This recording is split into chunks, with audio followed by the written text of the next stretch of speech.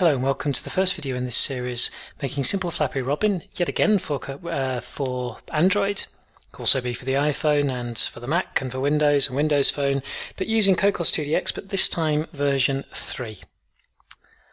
So, why am I doing this series? Well, I'm doing this series because I've had a lot of requests, mostly privately via private messages, I think 1 or 2 comments on the videos, asking for this series of this app to be done in Cocos2dx version 3.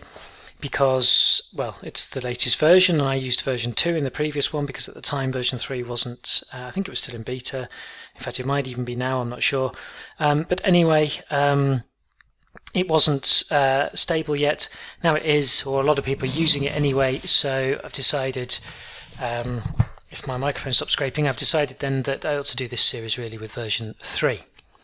So before we get going, you'll need to download it, which means going to cocos2dx.org/download and clicking on the download here and downloading the large zip file, and then extract it wherever you want on your hard drive in a folder that you'll recognize. And we will need to set it up now to actually run a Python script. When you've downloaded it, you can see how I'm inside the root directory of the zip here, already unpacked. You won't have projects, don't worry about that. I've created that to put my projects there so I can remember where they are. You'll have this setup.py, so a Python script that we need to run.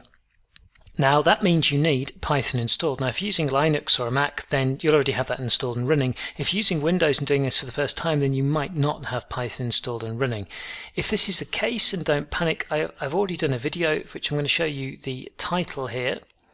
Simple Flappy Robin in Cocos2dx number 1.1. I'll also put a link to this video in the description so that you can go there, and this tells you how to set Python up on Windows to work with Cocos2dx.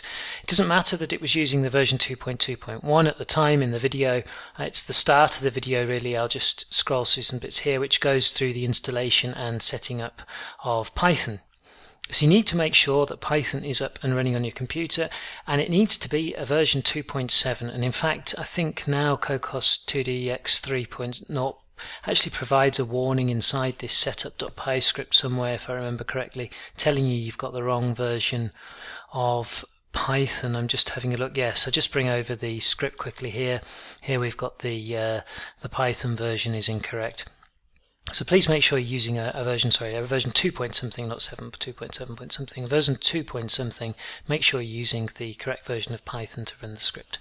So assuming you've got Python installed and working, you're now in the position, if you navigate inside your console on Windows or your terminal on Mac or Linux, you're now in a position actually to navigate to this root directory here, which I've done, and then just run this setup.py. And this will run some setup, setting up the correct environment variables. And I'm pretty sure this sets everything up correctly and finds everything. I've already got some of these set up, so please post a comment if something's not right here, if you see some errors or something like that in here, and if you do, then I'll redo certain parts of this video. But the important thing is down here on the Linux and the Mac, you'll get this line here to tell you to run this command, which literally means type that and a / and run that command. Oops, I don't need the dot and the /, and you'll need to do, on Windows you won't need to do this, sorry. If I just go down to the bottom of the script here, I think I found somewhere in here actually what it should say if you're running this on Windows. Yeah, you get here at the bottom, if it's Windows you'll get something saying please restart the terminal or restart the computer to make added system variables take effect. So once you've done that, you should have everything set up and ready to go to actually create a project for Cocos2dx version 3. The first thing to do, however, something you should always do, is open up the README file, which I've already got opened up. And the README files inside, just like with Cocos2dx version 2.2, the README files provide you with always with step-by-step instructions exactly detailing how to do things. Despite the number of times questions are asked in forums and people get stuck, there are always, as there were in the other series for the Android setup in Eclipse, step-by-step instructions that you need to follow for things to be done. Everything is really, really well organized, I find. I've said that in the previous series. It really does everything for you. You don't need to do much. So what we've got here inside this README then is how to start a new game, or in other words, how to create a new game. You have to remember there are some language barriers, but this is how to create a new game. So run setup.py we've done, and then run the Cocos script. Very good. What's that? Well, here's an example for you. So navigate to your Cocos2dx directory. We've done. Run setup.py we've done. Run this source command if necessary. We've done. And now we need to run this command here. So Cocos new my game, the package name, and with your directory. So I've actually set up here, if I just drag this across, a line already, Cocos new simple flappy robin, -p, blue fever simple flappy robin, -l, cpp, -d, and then the directory on here. Now, I might have zoomed around all there or just not bothered to show you the whole directory, I don't know, but that's just going into the projects folder. I'm simply going to take this line now, copy this then, and drop this onto the terminal, and just press enter. And now you can see I've got some green text telling me what's going on, and it's telling me that it's created everything. So if I go back into Finder and have a look inside projects, and indeed now I've got this simple Flappy Robin project. So let's go into this directory and have a look at what we've got. We've got some classes, which is good, and we've got Cocos2d, which is also good. And I see, and I'm actually genuinely looking at this for the first time, it's pretty much the same as the previous version. We have the Win32, the Linux project, the iOS Mac project, and the Android project, which will be coming to a lot later, but seems to be very, very similar already to the setup for Cocos2d version 2.2. So what I want to do now then is, before finishing this video, is just, if this is your first time with Cocos2d, is actually to have a look at these files here. And to do that, that means I'll be wanting to open up the Mac project in my case, which is an Xcode project. Of course, there's also the Linux project, which is a simple C project. You'll use whatever GUI you like for C, but I said in the last series my assumption is if you're using Linux this won't be too much of a difficulty. You'll probably go straight into Eclipse. And here we've got the Win32 project, which provides here a solution for Visual Studio. Now I went through in that setup video where that's linked in the description for this video already the starting of the project inside Visual Studio, and the main.cpp here I think is the one important file when you start the project that has the actual running of the application, like so. Oops, go back to Finder. And that's it really. Let's start up the Xcode project then in my case and see what we have. And again, I'm doing this actually generally for the first time, so I haven't seen this run before in this way. Okay, then we have it open inside Xcode, and we've got our classes here. I'm just going to close a project that's open behind, which is the wrong Cocos2d version, or Cocos2dx version, and let's have a look at what we actually have. Well, inside Mac, first of all, inside the main here, we've got again the running of the instance, the application instance. I'm just having a quick look what we have inside here. And the important part is the app delegate here, which is really what's class which controls the startup of our project.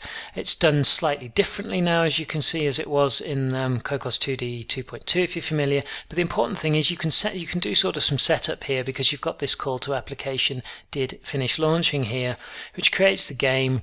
Here you can turn off the stats for the frames per second, set your animation interval, and here using this this auto pointer here, we've got the hello world create scene.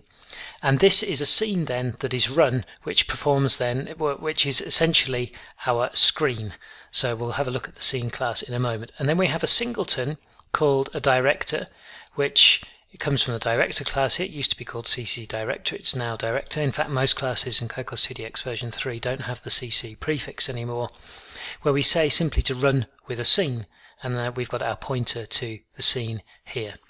So let's have a look at Hello World scene then and see what we actually have with our scene here.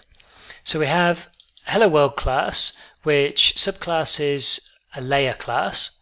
And a layer is simply, if you like to think of a layer, is just like a sheet which is on your scene. And on this layer, on this sheet, you can add objects, and you can then make another class of another layer and also add that layer if you want to a scene. So you can stack your layers on top of each other and keep everything separated as you would like. So for instance, a layer for lots of background animations moving around and another layer controlling just say enemies and so and so. It's just a good way of separating things out, so you can stack your layers up much as you would say in an art program like GIMP or something like that, where you have different layers in an image. You can have different layers which are then added to scenes. And what's being done here is what's known as a shortcut, where we've got one class of a layer and we've actually got a static method inside that class which then returns a pointer to a scene. So what that's essentially doing is providing a shortcut where we don't have to create a separate scene class and then add our layer class to it. Because we're only going to use one layer on that scene, then this scene method, if I'm inside hello world scene.cpp now, this create scene static method that we have here, you can see here, creates a scene, then creates a hello world layer, and then adds that layer as a child to the scene. So it's simply our scene is our window, adds our layer, which we'll put our graphics onto that, and then returns that scene. So what's happening inside the app delegate then is we're calling this static function, which is returning a pointer to our scene, and then we're told to run this scene. And that scene then has our an object of our hello world class layer on that scene. So that's all you need to know. And then what you can do is you then add your graphics and things, as is being done in the code here, to your scene. So let's just run this application. Actually, I've just realized this will run this on the iPhone, so I need to go to the Mac here and now click run, I think. Okay, so that's the app then started up and running on the screen. Down the left hand side here you can see those display stats that we were looking at inside the app delegate. Here in the middle is an image, a label, and an exit button here, which I'm going to press now. And don't worry about the stuff that's all added on and included and how that all works inside the code here. We're going to cover all that obviously in the series. The only thing I'd like to add before ending this video is I left it very late in the previous series before setting up Cocos2dx in Eclipse, so you can get it running in Eclipse. I'll change that round this time, and actually in the next video I'll show how the project is set up and built and compiled in Eclipse so that for Android. But then what I'll do after that is go back to using Xcode for the programming, because it's simply quicker and easier for me to run the application in a window on the computer than it is to always get the camera out and film the screen from my tablet or something like that. So thanks very much for watching. Hope it made some sense. Any questions or any problems with the setup, please let me know in the comments section and I'll endeavour as usual to help you out. Till the next video, thanks.